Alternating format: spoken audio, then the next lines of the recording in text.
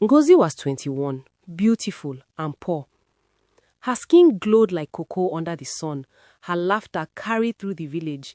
Men came with cars, gifts, and promises. But she turned them all down.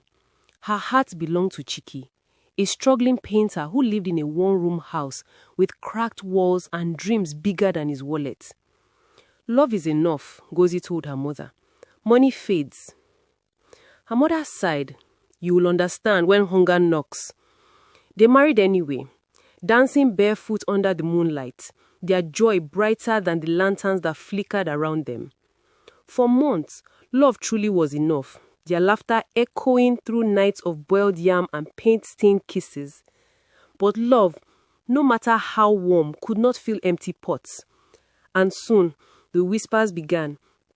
She married for love, but love can't buy Pepe. Ngozi tried to ignore them, but hunger makes even the sweetest love taste bitter. The first fight came one humid evening. Chike had returned from the market, face covered in sweat and disappointment. They said my paintings are useless again, he muttered. Ngozi stirred the thin soup, her stomach aching. Maybe try another trade. He glared. You think I'm like those men who chase money and forget their purpose? No, she whispered, but passion won't cook food. Silence filled the room, heavy and sharp. Outside, the neighbor's generator hummed, a cruel reminder of what they couldn't afford. That night, Chike slept facing a wall. Ngozi stayed awake, watching the moonlight slip through the cracked window, painting silver streaks across their worn mat. Love was still there, but so was something new, worry. When the rooster crowed at dawn, she realized something had changed forever. Hunger wasn't just in their bellies now. He was sitting between them, watching. Their neighbor, Madame Ebere, was everything Ngozi wasn't. Rich, loud, and proud. Her gold bangles jingled when she waved.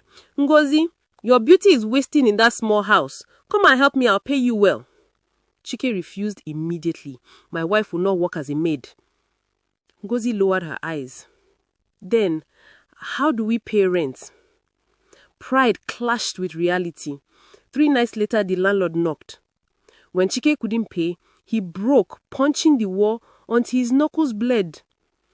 The next morning, Ngozi quietly tied her wrapper and went to Madame Ebere's house. The older woman smiled knowingly. Welcome, my dear. Let me teach you how the world works. Ngozi thought she was simply earning to survive. But sometimes, the price of survival is far greater than hunger. Madame Ebere's son, Emeka, had just returned from the city, tall, clean-shaven, smelling of money and confidence. His first words to Ngozi was, "You are wasted in that marriage, oh." Ngozi ignored him. But Emeka was patient. He left little gifts on the kitchen counter, soap, perfume, new slippers. He teased her, helped her carry heavy pots, made her laugh again.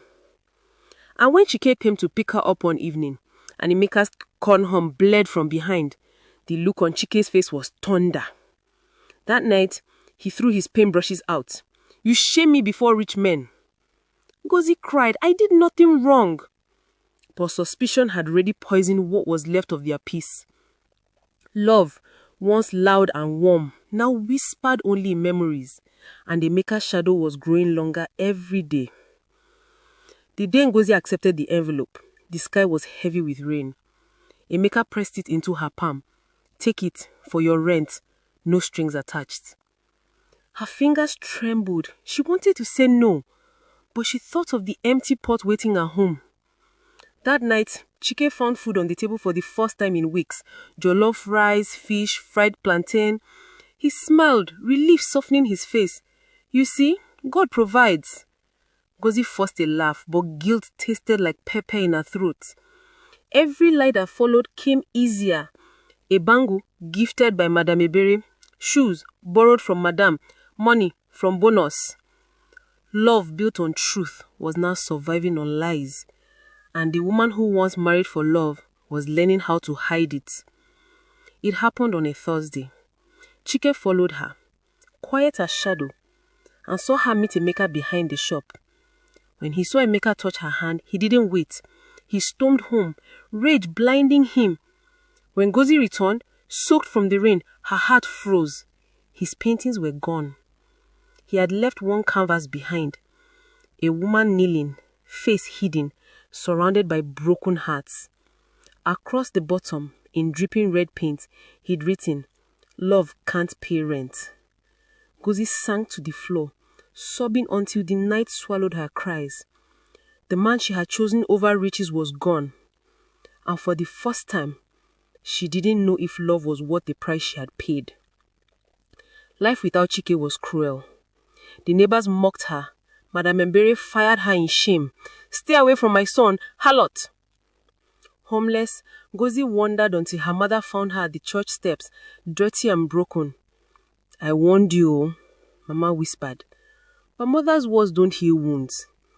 Weeks passed before Ngozi had the news that Chike's art had gone viral after a foreign collector bought his work.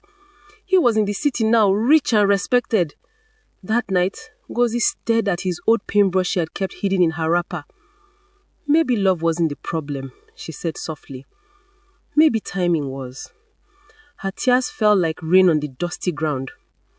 When Ngozi finally found Chike again, he was stepping out of a car. Clean suit, quiet confidence. She froze. He saw her and stopped too. "Chike?" She didn't speak. The air between them was thick with things unsaid. Finally he said, "Why did you do it?" Her voice broke. "Because I was hungry, not for food, but for hope." Something softened in his eyes. "And now, I just want forgiveness." He looked at her for a long time, then nodded. "You already have it." For the first time in years, she smiled, not from happiness, but peace. Sometimes forgiveness feeds the soul more than love ever could. Chike and Ngozi didn't return to what they were. They started anew, as business partners, friends, and two people who had seen the worst and survived it.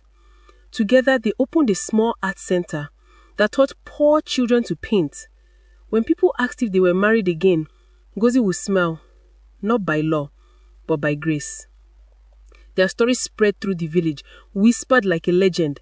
The couple who loved too much lost everything and found purpose instead. And though Chike's fame grew, he still kept one painting by his bedside, the first one he ever made of Ngozi. He'd written under it, "Love didn't feed us, but it saved us." Years later, Ngozi told her daughter, "My child, never marry only for money, but don't marry without sense either." The girl laughed and said, "So what should I marry for?" Ngozi smiled at the sunset, its gold spilling across the sky. "Marry for peace," she said. "It lasts longer than passion." And as she spoke, Chike walked out, with paint on his hands and a gentle grin. They locked eyes, the kind of look that only people who have walked through fire can share. In the distance, a drumbeat from a wedding echoed through the air. Ngozi smelled softly. May their love never meet hunger. And the wind carried her words like a blessing, one born from scars, survivor, and wisdom.